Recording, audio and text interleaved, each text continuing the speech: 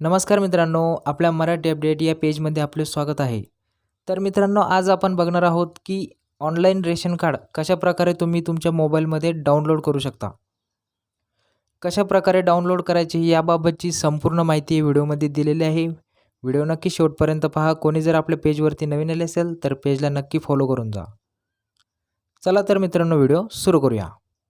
तर मित्रांनो, सर्वप्रथम तुम्हाला आपल्या प्ले स्टोअरवरती यायचे आहे आणि प्ले स्टोअरवरती आल्यानंतर इथे मेरा रेशन असे सर्च करायचे आहे।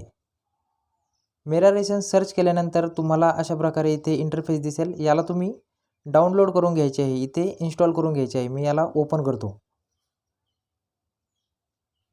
तर मित्रांनो, इथे आल्यावर तुम्हाला इथे तुमचा आधार नंबर टाकून घ्यायचा आहे। आधार नंबर टाकल्यानंतर तुम्हाला इथे तुमचा एक कॅप्चा दिलेला असेल, तो कॅप्चा इथे तुम्हाला टाकून घ्यायचा आहे।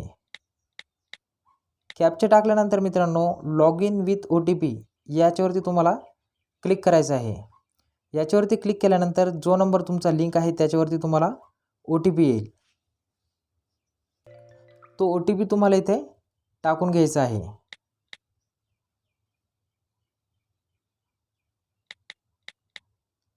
OTP टाकल्यानंतर मित्रांनो, व्हेरीफाय याच्यावरती तुम्हाला क्लिक करायचं आहे।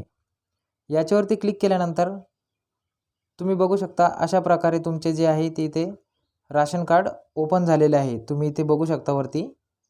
इथे तुम्हाला डाउनलोड या बाणावरती तुम्हाला इथे क्लिक करायचं आहे। याच्यावरती क्लिक केल्यानंतर तुम्ही बघू शकता अशा प्रकारे इथे आपल्याला एक PDF ऑप्शन येईल। याच्यावरती तुम्हाला क्लिक करायचं आहे। आपली जी PDF ती इथे डाउनलोड झालेली आहे।